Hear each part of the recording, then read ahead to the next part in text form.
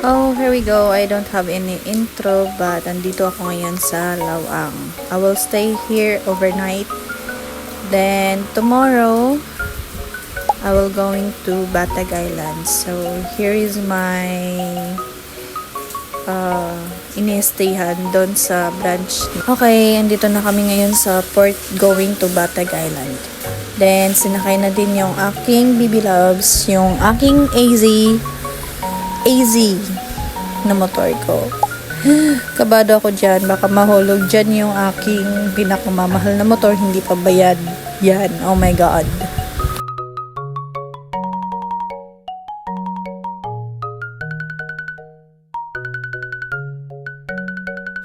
At yun nga. So, ligtas naman yung aking motor.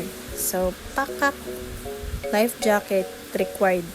Sa mahabang oras na pag-aantay ay biyahe na din kami sa wakas.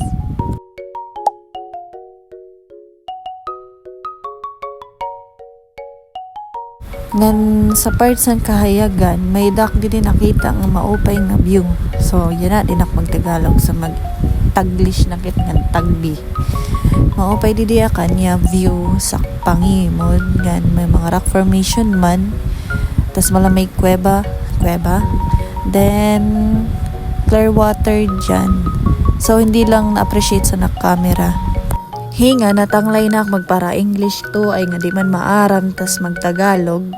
So, adi na kami na sa may mangroves na pasuludan pagto sa barangay na amkakadtuan ngan ada man ang lighthouse sininga island and Batag Island. So, adi man ang barangay Kabadyangan na amon kakadtuan.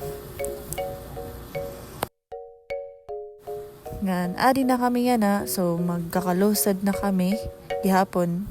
Ngan, adi na gihapon kami nakalugsad. Then, adi kami sa barangay Kabadyangan gihap. Ngan, upod ko ang akong motor, ak pinakamamahal na AZ.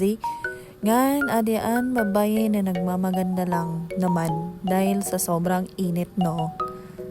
Ngan, adi na kami. So, didila gihapon kami mag-stay kay work related gihapon. Okay. Then, nga di kami sinikara, Sir Kapito mag-stay in ngay. May mga accommodation man gihapon nga di. Kung magbisita kang pwede kam nga di. Nga, syempre di man makakompleto ang akon adlaw kung di ko man light ng kakadton nga lighthouse, di ba? So, upod ko nga di an amo friend na Becky. So, thank you Becky na pag-upod mo sa amon. So, pakadto kami sining lighthouse an Batag Island.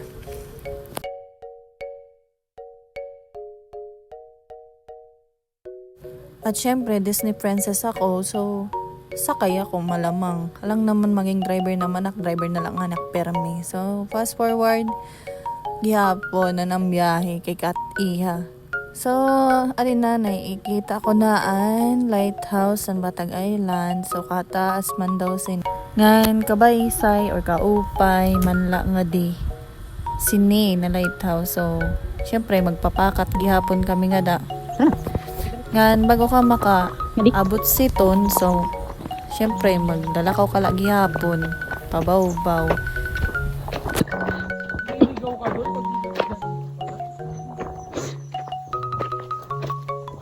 Grabe! Hi!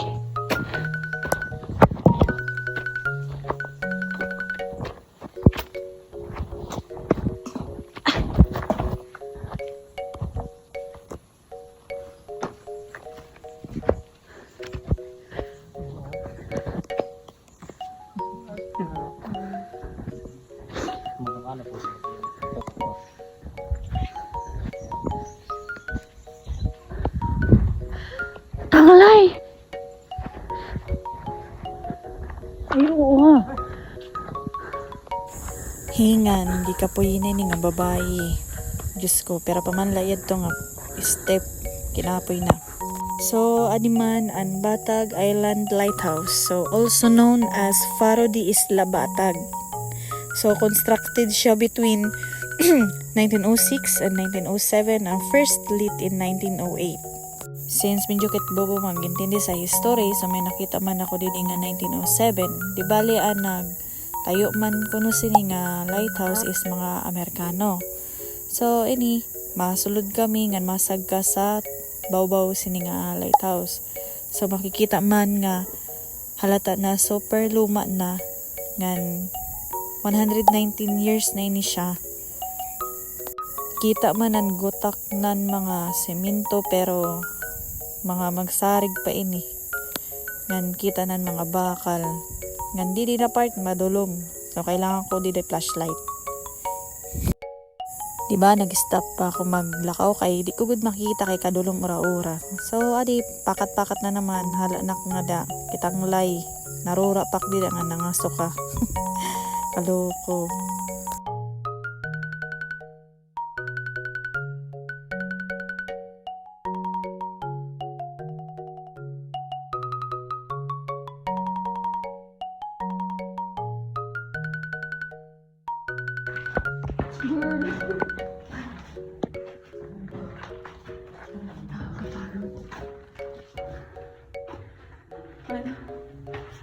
Huwag ko na lumusan.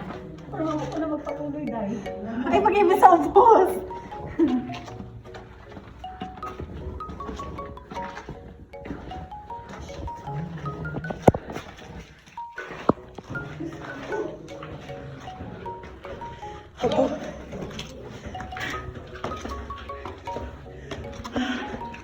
The view.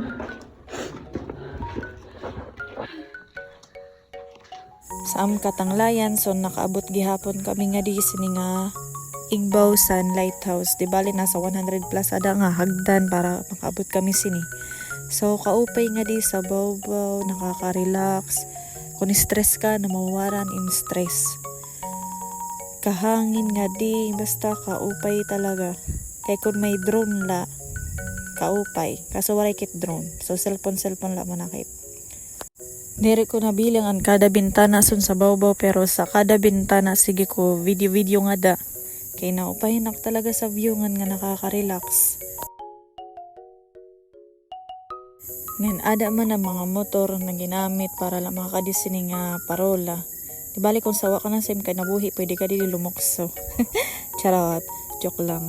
Di bali basta kabaysay talaga ngan adi man an sa bawbaw ngan ada man ang pinakabawbaw nga hagdan pero di na magin try kay bangay maruba kay masyadong luma na ngan mangunguli na so magkalusad na so ada man ito sa ubos sini nga lighthouse kaupay. So pagkatapos na mo sa parola dingin kadi ko naman ini nga balay siguro ini sadto nga panahon. So kag titibay pa man nga di sa mga semento ngan basta matibay maiton ngan diba nagmamagandang babaeng to libot-libot pilingon na vlogger ngan ini siguro ang butangan dati sa mga generator mga other equipment siguro ay nagmamarunong and wala ang ganda talaga here. Sinusulit ko lang yung pagpunta ko dito kaya lilibutin ko na lahat. Arambay to niyo napakaabot niyo sini nga lighthouse. Sakla siguro ini nga na curious sa istorya sini nga lighthouse kung nano talagang istorya. So ayan ang babae nag-research din. So ayan syempre nagmamaganda lang naman pilingon hayik. Hingan waray sak may nagvideo ngan may nagpipicture di bali mag sarili kit mag-take sini nga video ngan kunwari manak dida may ginkikinita talaga man sobra ko nga kapilingon ano. Syempre kay susuliton ko naman la ang pagnilibot sini di bali ginlibot ko ini nga balay siguro sa doon ng mga panahon. Tapos kapres ko nga di ngan kaupay tambayan lalo na kung stress ka pwede ka man din magtambay ay lapag paggabi kay madulom. So kaupay sa view kapres ko ngan ginsulod ko pa ini nga di sini nga balay siguro kung maini ang mga rooms ngan katurugan sa doon na mga panahon na nag-stay dito ng mga tao. So di bali mabalik na ak ngan ginbabanon nak dida sa nak mga kauropod kay mga nguli na kuno kami. Ngan di dila gihapon na akong vlog to ay mag-aabot kay mauli na. So bye and bye.